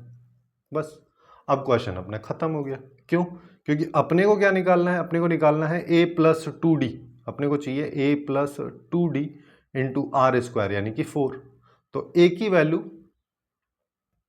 अच्छा a की वैल्यू तो 2 है और d की वैल्यू अभी हमने निकाली है यहाँ पे इंटू 4। अगर मान लो मैं ये करता हूँ तो मेरे पास में ये क्या आ जाएगा, यहाँ पे इसकी वैल्यू 0 हो जानी। 0 तो नहीं होनी चाहिए, कुछ तो मिस्टेक हुआ होगा यहाँ पे। a की वैल्यू मेरे पास में 2 आ रही है, एक सेकेंड। अच्छा ये प्लस का 18d आएगा, जिसकी वजह से ये +18 बचेगा, ये -3, ये प्लस है ना, तो d की वैल्यू +1 आएगी, ये प्लस हो जाना है, ठीक है। तो यहाँ पे आ जाएगा 4 × 4 यानी कि 16 आ जाएगा। यही इस क्वेश्चन का करेक्ट आंसर होगा। अब हाँ, APGP हो चुका है। अब AMGM, ये टाइप 4 है, टाइप 3 नहीं है, ठीक है। अब AMGM से रिलेटेड क्वेश्चंस अपन देख लेते हैं। इस टाइप के क्वेश्चंस भी जेईई मेंस में काफ़ी पूछे जाते हैं। जैसे यहाँ पे क्या बोला है, यहाँ पे बोला है कि AMGM जो है किसके, पीथ टर्म और क्यूथ टर्म, इस सीक्वेंस के पीथ टर्म जो है और क्यूथ टर्म जो है उनका AM और GM की जो वैल्यू है वो एक्चुअली में इस इक्वेशन को सेटिस्फाई करता है। जिसका मतलब अगर मैं बात करूं यहाँ पे AM क्या हो जाएगा, TP + TQ, ये पीथ टर्म और क्यूथ टर्म को रिप्रेजेंट कर रहा है, डिवाइड बाई 2 है ना, इनका AM हो गया ये। और GM की बात करोगे तो ये आ जाएगा TP × TQ का रूट, ये इनका GM हो जाएगा। ये दोनों इस इक्वेशन को सेटिस्फाई करते हैं, जिसका मतलब क्या हो रहा है, इस इक्वेशन के रूट है। लेकिन ये इक्वेशन तो हमको दे रखी है ना भाई, पूरी पूरी इक्वेशन दे रखी है, जिसका मतलब इसके रूट तो हम निकाल सकते हैं। अब इसके रूट्स अगर मैं निकालना चाहूंगा तो यहाँ पे क्या हो जाएंगे, देखो 4x² - 20 है ना। यहाँ पे अपन इसको ऐसा कर सकते हैं कि -5x ले लो, -4x ले लो, +5 ले लो, ये हो जाएगा। तो अगर मैं यहाँ से x कॉमन लिया तो यहाँ पे आया 4x - 5, -1 कॉमन लिया तो 4x - 5 = 0। एक फैक्टर 4x - 5, दूसरा x - 1, तो x की दो वैल्यूज आ गई, एक तो 1 आ गई, एक 5/4 आ गई। दो रूट है इसके, एक तो 1 है, एक 5/4 है। अब अगर 1 इसका रूट है ना, और GM भी इसका रूट है। अब देखो, चाहो तो अपन यहाँ पे ऐसा कर सकते हैं कि पहले इसको रखो यहाँ पे है ना, फिर चेक करो। लेकिन मैं इसमें ऐसा कर सकता हूँ ना कि भाई अगर मान लो AM GM दोनों इसके रूट हैं तो GM भी इसका रूट होगा। अब GM अगर इस इक्वेशन को सेटिस्फाई कर रहा है, इसका रूट है, जिसका मतलब GM की वैल्यू इन दोनों में से कोई एक होगी। तो दोनों को चेक कर लेता हूँ, क्योंकि ये मेरे लिए थोड़ा आसान पड़ जाएगा। जैसे यहाँ पे अपन क्या कर सकते हैं कि GM यानी कि TP और TQ के मल्टीप्लीकेशन की वैल्यू पहले मान लेते हैं। फर्स्ट केस है अपना 1 के बराबर हो गया इसका रूट की वैल्यू, दोनों साइड स्क्वायर कर दिया तो ये आ जाएगा। अब अगर मान लो मेरे पास में ये आ चुका है तो TP की वैल्यू देख लेते हैं। TP की वैल्यू क्या हो जाएगी, ये सिंस GP है ना, ये अपने को दिख रहा है GP है। अब ये अगर GP है तो इसका पहला टर्म तो देखो, TP टर्म अगर मान लो मैं निकालना चाहता हूं तो यहाँ पे A × r⁻n - 1 होता है, ये तो A हो गया। R की बात करोगे तो यहाँ पे 1/2 -1/2 इसका है। एक बार माइनस प्लस चल रहा है तो -1/2 आएगा, -1/2 की पावर p-1। ऐसे ही क्यूथ टर्म की बात करोगे तो ये तो -16 ही आना है, यहाँ पे ये आना है और यहाँ पे q-1। ठीक है, मेरे को दोनों को मल्टीप्लाई करना है। दोनों को अगर मान लो मैं मल्टीप्लाई किया तो 16 का 256 हो जाना है ना। या फिर ऐसा कर लो 16 × 16 में कर दे रहा हूँ, माइनस माइनस प्लस हो जाएगा और -1/2 की पावर p + q - 2 = 1। तो यहाँ पे ऐसा बोल सकते हैं -1/2 की power p plus q minus 2 equal to 1/256 बोल लो, या फिर 2 की पावर 8 बोल लेते हैं, या फिर इसको ऐसे भी लिख सकते हैं। मैं ऐसा क्यों किया, क्योंकि मेरे को बेस बराबर करना है। अब देखो, ये पॉजिटिव आउटपुट है, जिसका मतलब इसको भी एक इवन नंबर ही होना पड़ेगा, है ना। अब अगर इसको इवन नंबर होना पड़ेगा तो ये इसके बराबर होगा, जिसका मतलब p plus q minus 2 equal to 8 होगा, यानी कि p प्लस क्यू की वैल्यू 10 आ जाएगी। ये अपने पास में इसका आंसर हो जाएगा। लेकिन अब देखो, अगर मान लो अपन यहाँ पे ऐसे करते कि नहीं भाई, पहले हम यहाँ पे ये वाला अप्रोच लगाते कि भाई दूसरा जो इसका रूट है 5/4 उसको रखते हैं यहाँ पे, तो यहाँ पे क्या आता है, t p into t q is equal to 5/4। अब यहाँ पे कर रहे होते तो 16 इंटू 16 और -1/2 की power p plus q minus 2, direct लिख दे रहा हूँ, यहीं से तो आ रहे हैं अपन, है ना। बस यहाँ पे फर्क क्या होता कि जो 5/2 है उस 4 जो था इसका होल स्क्वायर होता है राइट साइड में, क्योंकि रूट हटाते हैं हम यहाँ पे, तो ये 25/16 हो जाता। अब देखो, तो -1/2 पूरे की पावर ये आता। अब यहाँ पे ये तो 25 हो जाता है, लेकिन यहाँ पे नीचे अगर देखोगे तो ये जैसे 2 की पावर 4, 2 की पावर 4, 2 की पावर 4, तो 2 की पावर 12 हो जाता। लेकिन पूरी की पूरी बेस सेम यहाँ पे बन ही नहीं पाता, क्योंकि यहाँ पे ये 25 जो है ये नाटक कर रहा है ना। इस वजह से यहाँ पे सिचुएशन बन ही नहीं पाएगी, और यहाँ पे पी और क्यू, p प्लस क्यू की वैल्यू अपन नहीं निकाल पाएंगे। इसी वजह से पहले वाला जो केस था ये वाला, ये सही है, और इसी वजह से इसका आंसर जो है 10 आ जाएगा। अब नेक्स्ट क्वेश्चन की तरफ चलते हैं। नेक्स्ट क्वेश्चन में अगर अपन बात करें तो यहाँ पे फिर से क्या बोल रहा है कि अपने पास ए बी सी एपी में है, और फिर 3 टर्म्स जो ये हैं ये जीपी में है, जिसका मतलब B square is equal to A plus 1 into C plus 3, और यहाँ पे बोलोगे तो twice B is equal to A plus C. फिर बोला है कि ए बी सी का अर्थमेटिक मीन 8 के बराबर है। अब अर्थमेटिक मीन की बात करें तो एक्चुअली में एवरेज होता है, तो यहाँ से अगर मान लो मैं नीचे चलता हूँ तो अपने पास में क्या दे रखा है, इसको ऐसा बोल सकते हैं कि a प्लस बी प्लस सी का एवरेज जो है वो 8 के बराबर है, यानी कि a plus b plus c actually में 24 आ गया। a प्लस सी की वैल्यू ट्वाइस b के बराबर भी है यहाँ से, तो ये लेफ्ट में 3b हो जाएगा, इधर 24, यानी कि b की वैल्यू आ गई 8। अब b की वैल्यू 8 आ गई तो ये 64 के बराबर हो जाएगा। तो यहाँ से देखो, यहाँ से हम क्या कर सकते हैं, इसको मल्टीप्लाई अगर मैं करता हूँ तो ए सी हो जाएगा, यहाँ पे आएगा 3a plus c plus 3 is equal to 64। अब दूसरा चीज अपन यहाँ पे ऐसा क्या बोल सकते हैं, अब देखो अपने को यहाँ पे ज्योमेट्रिक मीन निकालना है। ज्योमेट्रिक मीन निकालने के लिए अब देखो दूसरी चीज का भी अपन यहाँ पे यूज कर सकते हैं कि ट्वाइस बी अगर ये है ना, तो इसमें अपन ये वाला कंसेप्ट लगा लो, चलो कि ट्वाइस बी मतलब कि 16 हो गया, 16 is equal to A plus C है, तो c is equal to 16 minus A हो जाएगा। इस 16 माइनस ए को मैं यहाँ पे रख दे रहा हूँ, मेरे को ए बी सी की वैल्यूज निकालनी है, जिसके लिए अपन इस पूरी इक्वेशन को ए के फॉर्मेट में बना रहे थे। ए इंटू 16 माइनस ए हो जाएगा, प्लस 3a हो गया, और c की वैल्यू की बात करोगे तो ये 16 माइनस ए ही है, और प्लस 3 इक्वल टू 64। इसको सिंप्लीफाई कर लेते हैं। इसको सिंप्लीफाई करेंगे तो यहाँ पे आएगा 16a माइनस ए स्क्वायर, प्लस 3a में से a गया तो ये 2a आ जाएगा, प्लस 19 आ जाएगा, माइनस 64 इक्वल टू 0, तो माइनस ए स्क्वायर प्लस 18a, और यहाँ पे देखेंगे तो ये बचेगा 45 बचेगा माइनस में, तो a square minus 18a plus 45 ये अपने पास में आ जाएगा, जिसका मतलब इसके दो फैक्टर्स, एक तो 3 हो जाएगा, एक हो जाएगा 15।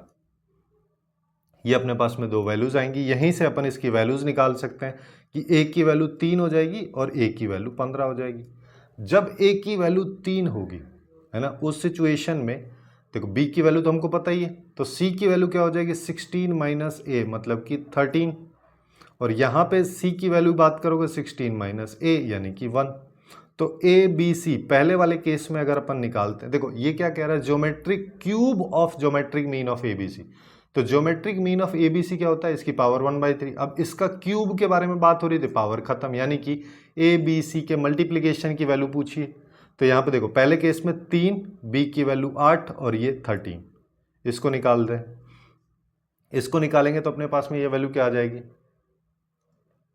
इसको देखो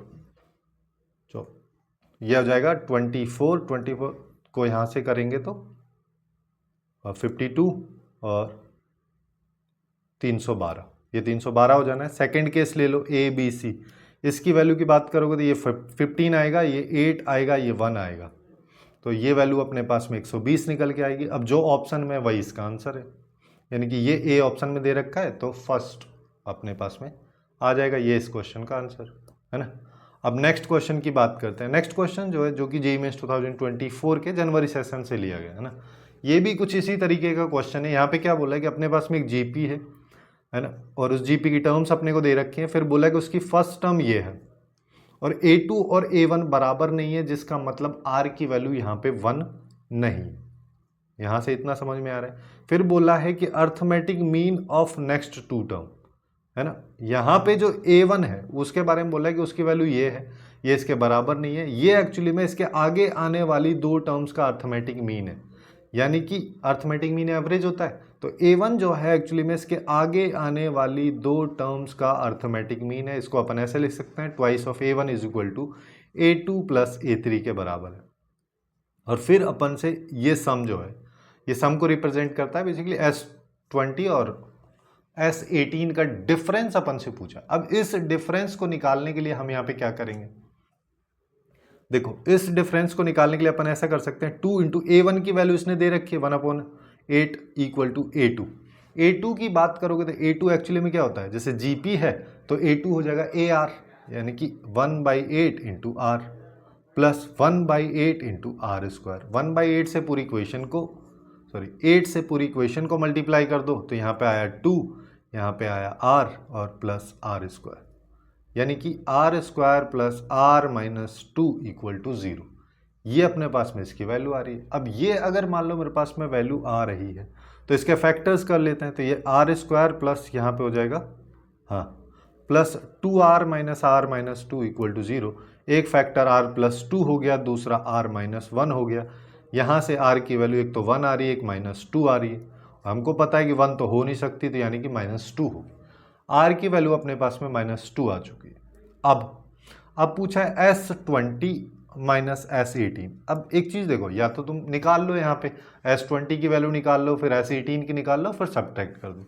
लेकिन इस चीज़ को अगर अपन देखें तो ये एक्चुअली में क्या है, A1 प्लस A2 से A18 plus A19 plus A20, है ना। समझाने के लिए मैं इस तरीके से लिख दे रहा हूँ जिससे कि आगे दिक्कत नहीं हो। और S18 की बात करें तो 1 2 से स्टार्ट होगा 18 तक का सम।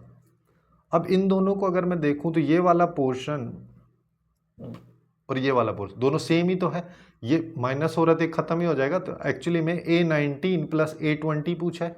A19 की बात करोगे तो 1/8 यानी कि A इंटू आर की पावर n-1, तो ये आ जाएगा।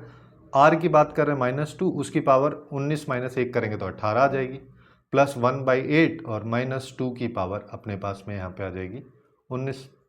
1/8 को कॉमन ले लो, -2 की पावर 18 को कॉमन ले लो, यहाँ पे 1 बचा, यहाँ पे -2, ठीक है। तो यहाँ पे अपने पास में देखो, यहाँ से तो -1 आया तो माइनस आ जाएगा, और -2 की पावर 18 करो या 2 की पावर 18, बात तो एक ही है, ये माइनस साइन के साथ आएगा। और नीचे 8 को 2 की पावर 3 लिख देता हूँ तो -2 की पावर 15 मेरे पास में आएगा, जो कि इस क्वेश्चन का करेक्ट आंसर है, यानी कि ऑप्शन ए अपने पास में निकल के आ जाएगा।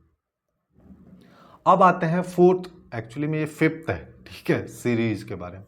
यहाँ पे हर टाइप की सीरीज के क्वेश्चंस अपन देखेंगे। जैसे ये काफ़ी फेमस है ना, इसकी तो ट्रिक वगैरह भी होती है, तो इस क्वेश्चन को आपको खुद करना है, ठीक है। इसको मैं नहीं बताने वाला हूँ, और इसका आंसर आप लोगों को कमेंट में करके बताना है कि यहाँ पे इस क्वेश्चन का करेक्ट आंसर क्या होगा। बेसिक्स अप्रोच होता है, इसको छोड़ देते हैं, यहाँ पे इसको छोड़ देते हैं, इसमें से ये जो पूरा का पूरा वैल्यू है इसमें से इस वाली वैल्यू को सब्ट्रैक्ट करते हैं, दोनों को बराबर करते हैं, तो इस क्वेश्चन का आंसर आता है। क्या इसका आंसर आएगा ये आप लोगों को बताना है ना।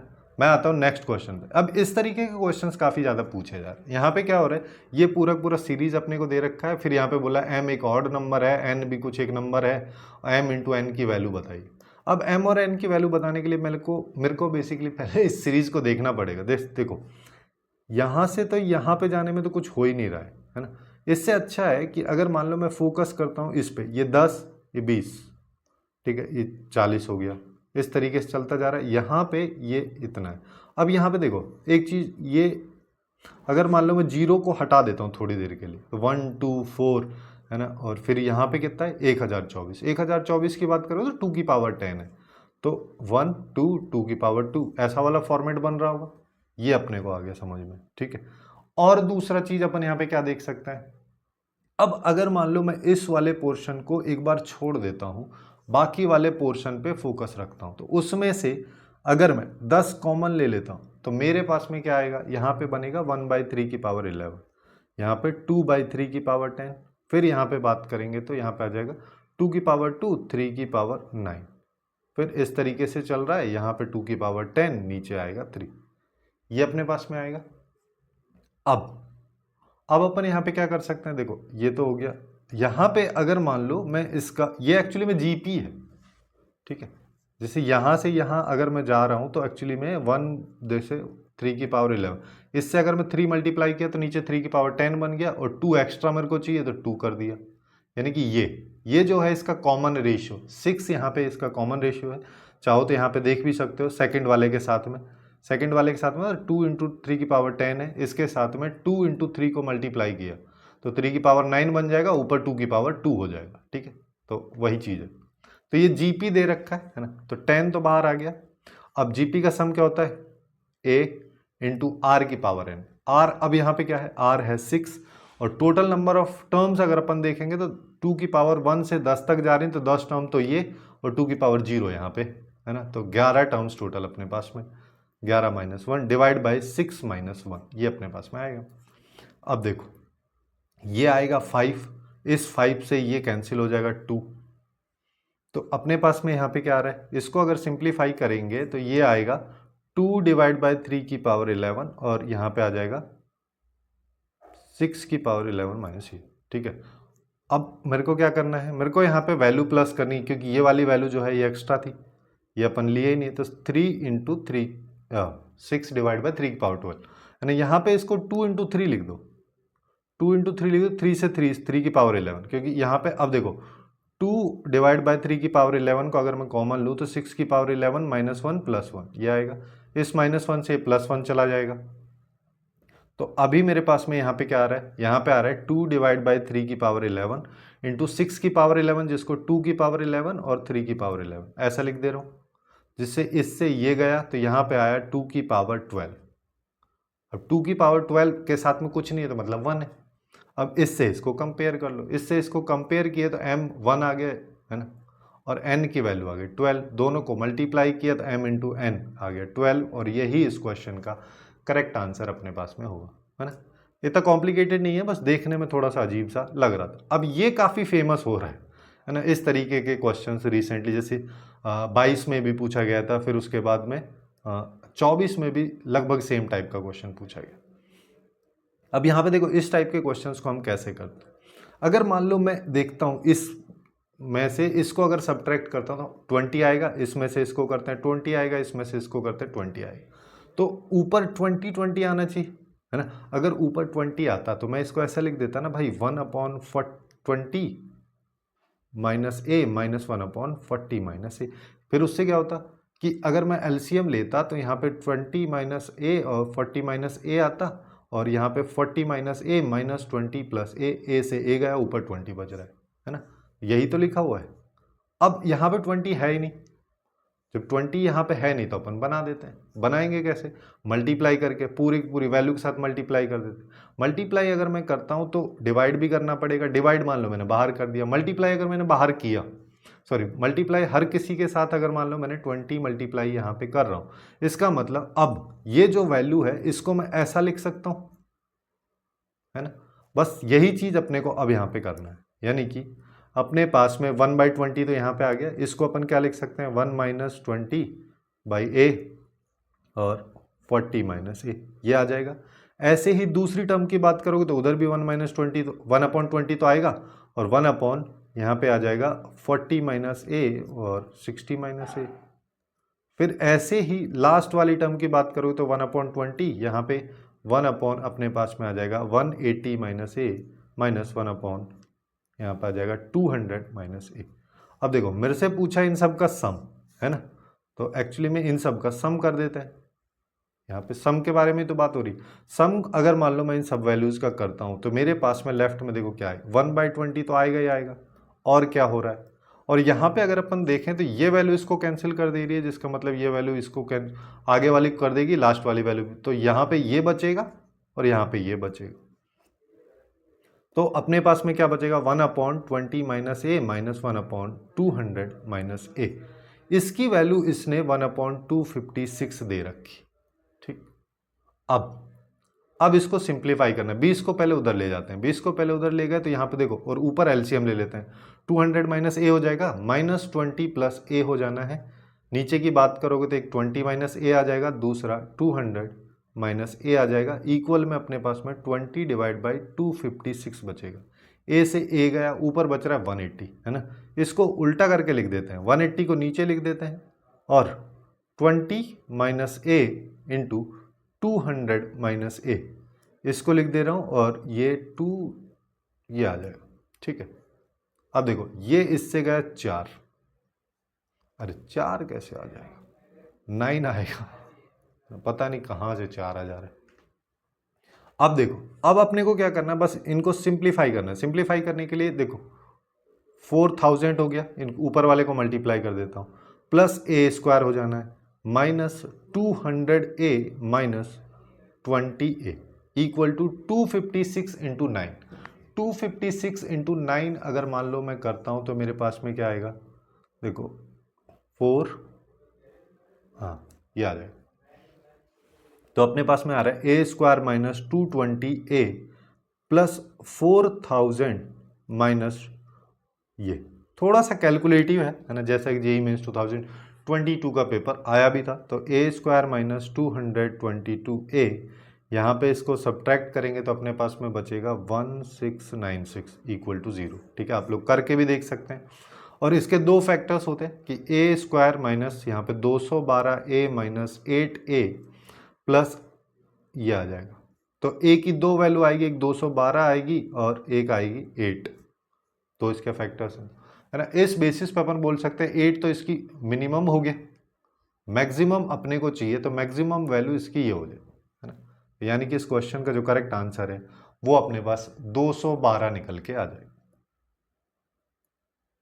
अब सेम टाइप का क्वेश्चन ये भी है, इसमें भी अपन वही सेम चीज करेंगे। क्या करना है कि 1/d यहाँ पे रखते हैं, है ना। 1/d को अगर मान लो मैं यहाँ पे रखता हूँ तो मेरे पास में क्या बचेगा, पहले वाली टर्म का पहला, जैसे यहाँ पे क्या बचा था, यहाँ पे ये, तो यहाँ पे बचेगा 1/1 plus D minus 1/1 plus 10d, ये बचेगा इक्वल टू 1। ये अपने को बच रहा है यहाँ पे। अब इसी चीज का यूज मेरे को यहाँ पे करना है। जैसे d उधर चला गया, d उधर चला गया तो यहाँ पे एलसीएम ले लो, यानी कि 1 plus d into 1 plus 10d, और यहाँ पे आएगा 1 plus 10d minus 1 minus D. यहाँ पे सारी वैल्यूज प्लस में है और ये d उधर चला गया, तो यहाँ पे 1 से 1 गया, ऊपर बच रहा है 9d, है ना। तो यहाँ पे आएगा 9d divide by 1 plus d into 1 plus 10d equal to d. D से डी निपटा दो तो 9 इक्वल टू, अब अपने पास में देखो क्या आ रहा है, 9 इक्वल टू, इन दोनों को मल्टीप्लाई कर लो तो यहाँ पे आ जाएगा 1 plus D plus 10d plus अपने पास में आ जाएगा 10d स्क्वायर। तो इसको सिंप्लीफाई करेंगे तो 10d square plus 11d minus 8, ये 9 प्लस का उधर जाके -9, 1 माइनस 9 करोगे -8, ये अपन। ठीक है, ये अपने पास में वैल्यूज आ चुकी हैं। अब इसका करना है क्या, इसको सीधा सीधा सिंप्लीफाई कर लेते। ये 80 हो गया, 80 को करेंगे तो अपने पास में देखो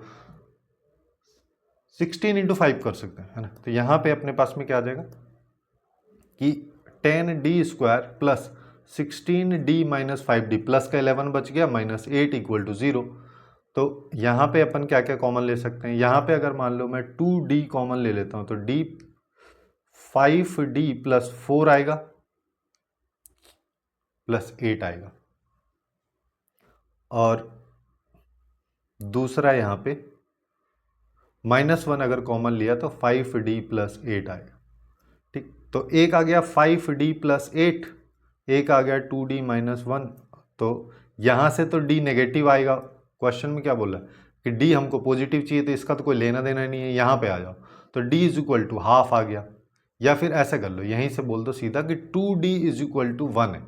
अगर ऐसा है तो 50d यानी कि 25 से मल्टीप्लाई कर दो, 50d है ना, इसको 25 से मल्टीप्लाई अगर मैं करता हूँ तो यहाँ पे आएगा 25, और यही इस क्वेश्चन का आंसर हो गया। क्लियर। अब नेक्स्ट क्वेश्चन पे आ जाओ। नेक्स्ट क्वेश्चन की बात करते हैं, ये थोड़ा सा और अलग टाइप का क्वेश्चन है ना। यहाँ पे इस तरीके से वैल्यूज दे रखी।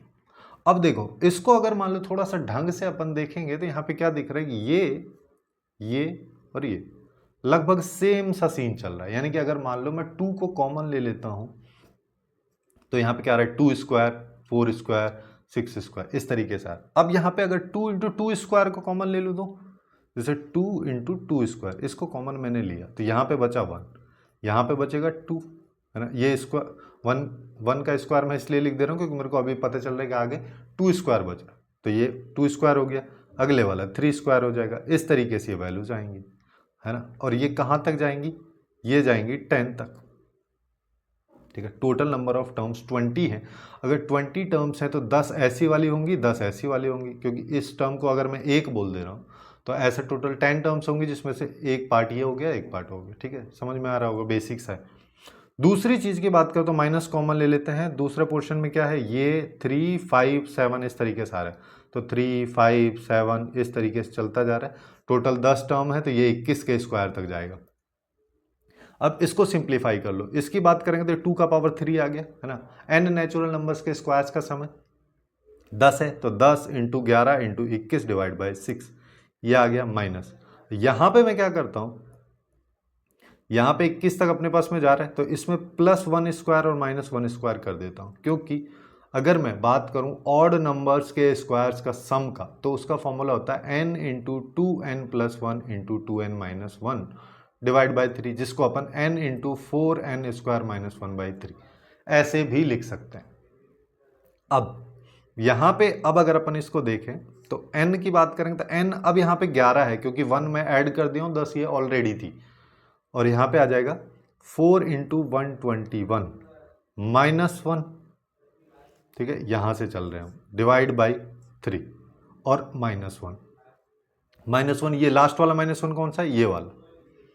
ठीक है, अब इसको सिंप्लीफाई करना है। इसको सिंप्लीफाई करेंगे, देखो यहाँ से इसको चलो ऐसे ही रहने दो, 2 इंटू 2 स्क्वायर, जिससे क्या होगा, इस 2 से इसको काटा, 3 से इसको काटा, 7 इंटू 11 किया 77 इंटू 10, ये आ जाएगा। अगले वाले पे आ जाते हैं। अगले वाले की बात करोगे तो ये 11 है और ये 484, तो 483 डिवाइड बाई 3 -1, ये आ जाएगा। अब ये -1 एक्चुअली में +1 में चेंज हो जाएगा, या फिर ऐसा कर लो, इसको ऐसे ही रहने दो। इसको अगर मान लो मैं काटता हूँ तो यहाँ पे आएगा 1 और 6 1, ये आ जाएगा। 161 को अगर 11 से मल्टीप्लाई करेंगे तो काफ़ी आसान है, ऐसे लिख सकते हैं, 17 हो जाना है, सॉरी 17 यहाँ पे आ जाएगा 7, ये इंटू 4 भी है यहाँ पे, इंटू 4 से इसको मल्टीप्लाई करके लिख दे रहा हूँ, 0, 8 और ये माइनस, यहाँ पे हो जाएगा 17, 7 -1 करोगे तो 7, ये आ जाएगा 70। तो यहाँ पे देखोगे तो ये 10 बच गया, और यहाँ पे देखोगे तो ये 13 बच गया, तो 1310 इस क्वेश्चन का करेक्ट आंसर होगा। काफ़ी आसानी से हो गया। और आगे चलते हैं, और एक क्वेश्चन के बारे में बात कर लेते हैं, जो कि इस सेगमेंट का लास्ट क्वेश्चन है ना। यहाँ पे अपने को इस तरीके की एक सीरीज दे रखा है। अब यहाँ पे इस टाइप की सीरीज भी काफ़ी ज़्यादा फेमस हो रही है। जैसे यहाँ पे देखो, ध्यान अपने को क्या रखना है कि यहाँ पे सारी की सारी पावर्स का सम, जैसे यहाँ पे बोल सकता हूँ 21 की पावर 0 लिखी, दोनों पावर्स का सम 19 है, यहाँ पे पावर 1 है, यहाँ पे 18 है, 19 सम है, यहाँ पे भी 19 सम है, यहाँ पे भी 19 है। जब भी इस तरीके का सिचुएशन हो तो पूरे के पूरे पोर्शन को अपन यहाँ पे कॉमन लेने की कोशिश करेंगे। जैसे मैं यहाँ पे क्या करता हूँ, मैं यहाँ पे 20 की पावर 19 को कॉमन ले लेता हूँ, तो 1 बचा प्लस 2 इंटू 21/20 ये बचेगा। ठीक है, 19 कॉमन लिया तो यहाँ पे अपने पास में एक एक्स्ट्रा कॉमन आ गया, यानी कि -1 आएगा पावर में 20 की, -1 जो है नीचे चला जाएगा। ऐसे ही अब हर बार बनेगा कि 20 ये स्क्वायर बन जाएगा। सिमिलरली लास्ट वाले की बात करोगे तो 21 की पावर 20 ये आ जाएगा 19, और इस ब्रैकेट को कर दो बंद, इसकी वैल्यू दे रखी है। अब देखो ये क्या बोल रहा है क्वेश्चन में, ये है k इंटू 20 की पावर 19, ठीक है, जैसे कि यहाँ पे ये दे रखा ना भाई। अब यहाँ पे एक चीज देखो, ये 20 की पावर 19 मैंने निकाल लिया, तो मतलब ये जो वैल्यू है ये एक्चुअली में k को ही रिप्रेजेंट कर रही है। अगर मैं ये निकाल लिया तो काम खत्म हो जाना है ना। इसको निकालने के लिए अपन यहाँ पे क्या कर सकते हैं, इसी को निकाल लेते हैं सबसे पहले, है ना, काफी आसान हो जाएगा। जैसे अगर मान लो k इक्वल टू मेरे को ये दे रखा है, इसको ऐसे करते हैं, चलो k इक्वल टू मेरे को 1 प्लस 2 इंटू 21/20 दे रखा है, फिर 3 इंटू 21/20 का स्क्वायर दे रखा है, फिर लास्ट में 20 इंटू 21/20 का पावर 90। इसको मैं सिंप्लीफाई नहीं कर रहा हूँ, बस ऐसे लिख दिया हूँ। अब ये तो काफ़ी फेमस वाला तरीका है। यहाँ पे क्या करते हैं कि 21/20 से k को मल्टीप्लाई कर दो, एक टर्म खिसका के लिख दो, तो यहाँ पे क्या आएगा 1 इंटू 21/20, फिर 2 इंटू 21/20 का होल स्क्वायर, इस तरीके से चलेगा। लास्ट वाली टर्म में बात करोगे तो यहाँ पे 19 आ जाएगा, ये आएगा 21 का। लेकिन एक टर्म और बच गई अभी यहाँ पे, वो क्या है 20 इंटू 21/20 की पावर, जो लास्ट वाली टर्म में 19 थी वो अब 20 हो जानी, क्योंकि 21/20 से अपन इसको मल्टीप्लाई कर, अब मल्टीप्लाई कर सब्ट्रैक्ट कर देते हैं। अब देखो सब्ट्रैक्ट अगर मान लो मैं कर रहा हूं तो यहाँ पे -1/20 आएगा, -1/20 k के साथ में आएगा, है ना। 1 - 21/20 करेंगे, -1/20 आएगा। फिर उसके बाद 1 आ रहा है, फिर उसके बाद 21/20 बच रहा है, फिर 21/20 का होल स्क्वायर बच रहा है, फिर इस तरीके से चलता जा रहा है 21/20 की पावर 19 तक। यहाँ तक अपने पास में ऐसे चलेगा। उसके बाद -20 इंटू 21/20 की पावर 20, ये लास्ट वाली टर्म है, उसको माइनस में लिखना पड़ेगा क्योंकि अपन यहाँ पे माइनस कर। अब देखो ये तो पूरा पूरा जीपी है ना। इस वाले पोर्शन को सॉल्व कर लेते हैं। इस वाले पोर्शन को अपन कैसे सॉल्व कर सकते हैं, जैसे यहाँ पे देखो अपन क्या लिख सकते हैं कि -k/20, ये तो लिखा ही हुआ है ना। यहाँ पे आ जाएगा पहली टर्म 1 इंटू आर 21/20 है। इसकी पावर की बात करोगे तो n होती है टोटल नंबर ऑफ टर्म्स, यहाँ से यहाँ तक देखोगे तो 20 है, क्योंकि ये लास्ट वाले पावर 19 है, यहाँ पे पावर 0 है। और -1 कर दो, 21/20 -1, ये आ जाएगा, ये इसका सम आ गया। -20 इंटू 21/20 की पावर 20, है ना। थोड़ा सा बोलने में वैसा हो रहा है। यहाँ पे इसको सिंप्लीफाई करेंगे, ये एक्चुअली में 1/20 आएगा, डिनोमिनेटर में है तो 20 आ जाएगा। 20 इंटू 21/20 क्या पावर 20 -1 -20 इंटू 21/20 का पावर 20 -k/20, ये आ रहा है। इसको खोल दो तो -k/20 इज इक्वल टू अपने पास में क्या आ जाएगा, यहाँ पे आएगा 20 इंटू 21/20 का पावर 20 -20, ये आ जाएगा, और -20 इंटू 21/20 का पावर 20, ये आएगा। अब देखो इससे ये कैंसिल हो गया, माइनस से माइनस अभी मत करो, चलो यहाँ पे आएगा -k/20 इज इक्वल टू -20, तो k की वैल्यू आ गई 400, और यहाँ पे यही इस क्वेश्चन का करेक्ट आंसर हो जाएगा। कुछ इस तरीके से ही सीक्वेंस एंड सीरीज के टाइप के क्वेश्चंस जो काफ़ी फ्रिक्वेंटली पूछे जाते हैं, काफ़ी अटपटे टाइप के क्वेश्चंस हैं, इन सबको काफ़ी इजीली अपन सॉल्व कर सकते हैं। सो आज के लिए बस इतना ही। Hopefully you guys find it useful, and if you find it useful then please do like, share and subscribe. और हाँ, लेफ्ट साइड में एक प्लेलिस्ट दिख रहा होगा जो कि इस सीरीज से रिलेटेड ही है, वहाँ पर जाके बाकी चैप्टर को भी आप लोग चेकआउट कर सकते हैं।